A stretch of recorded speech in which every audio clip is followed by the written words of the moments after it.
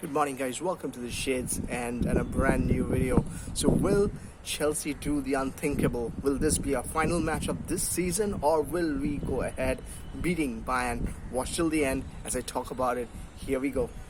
So yes, guys, I've not been making videos for quite some time. It's been a week actually. Last week I made the video, the FA Cup final clash preview against Arsenal, and here I am again, the Bayern Munich match in the Champions League match for tonight.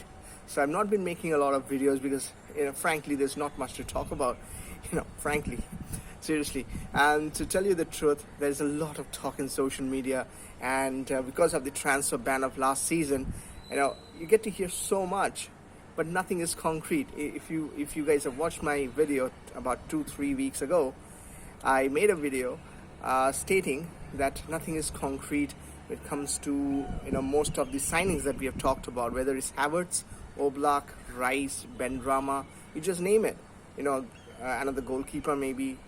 So there's no concrete thing, and some people are making videos in YouTube, some people are writing in Twitter and other social media, just to get a lot of views, subscribers, and God knows what, traffic to their signal, but nothing is real at this moment. Nothing has been talked about, and I was right saying that, and I'm still right, because if you look at the Havertz update, and I wanted to make a Havertz update because not given that, it's still now, until Conte's men, that is Inter Milan, goes ahead and not beat Bayern Leverkusen in the next week in the Europa Cup quarterfinals, Havertz is going to be part of Leverkusen for the coming days. And the moment Leverkusen's season is going to come to an end, that is the time when he will be finally, there will be a talk between Chelsea and Leverkusen about the fee, and then he maybe by 20th August or something, you might see Havertz deal finally happening. But there is not much happening when it comes to, might be talks happening, but nothing is concrete. And I want to go ahead and say that I only talk about stuff which is concrete, facts, not fiction. I can make 10 videos, 2 times a day saying that, Havertz took a piss or Havertz farted. All the videos that come up is like that only. But to the truth, we really need to talk about the fact if the guy is really coming or not. If a Regulion suddenly out of nowhere, he comes out and says 18 million Real Madrid, and then the next thing I come to know is that Real Madrid is not even thinking of selling him to anybody, whether it's Chelsea or not. So, maybe some fine gentleman out there just wakes up and thinks, I'm going to run this show and then run this news, and then there are 10 other channels in YouTube and Twitter will just go out and run around that same news, thinking that they're going to get a lot of traffic coming to them. I don't want to be like that. I just want to go out with the facts, not fiction. Now let's come to the fact. We have a fact match against Bayern at Allianz. Chelsea going there where they won, where Chelsea had the biggest night of all in the history of the football club. We are playing Bayern in Allianz. It'll be a huge moment for Frank going back there. He went there as a player, won the Champions League, this time as a manager. He's taking a young team. Half of the team is injured. He needs to do the unthinkable. That is, go out there, get at least three goals without conceding any, or at least get 4 goals to go through. Unthinkable. Not most likely is not going to happen. We're going to talk a little bit on that. We'll talk about Willian a little later on, but we'll talk about the team news straight in, because there's not much to talk, because Pulisic is already injured. Willian is going. A host of players. I think Azpilicueta is injured. Pedro is injured. So who's going to play? So Caballero at goal from my end. Rudiger and Zuma. Reece James on one side, and I see Alonso. I know there are a lot of young players who have been put into the team so that they can enjoy and learn the experience, because they're young. Madsen, Broha, they're on their way. They're over there at Munich. But you might not be surprised if you see a Madsen or a Broha starting, especially Madsen. But I think it will be Alonso. In the midfield, it will be interesting. I think Kante will start with Kovacic. Jorginho is suspended on this match. And Barkley will start because Loftus-Cheek is also, is fully fit for this match.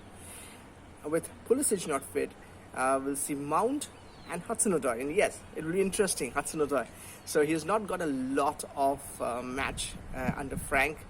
Sarri got a lot of stick when he didn't play Hudson-Odoi. I think Frank is exempted of sticks when he does a similar thing. But somehow, in this match, Hudson-Odoi is going to start. It will be quite something, because Bayern was a team who wanted to buy this player, by Callum Hudson-Odoi last season.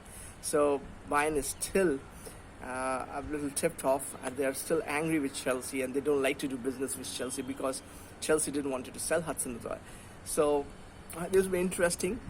Bayern to see Hudson-Odoi playing at their ground for Chelsea. But yes, Hudson-Odoi will start, and Giroud will start. I think a lot of talk about Tammy starting, but I think it will be Giroud. His current form has been too good for him to be sitting out or not starting the match actually.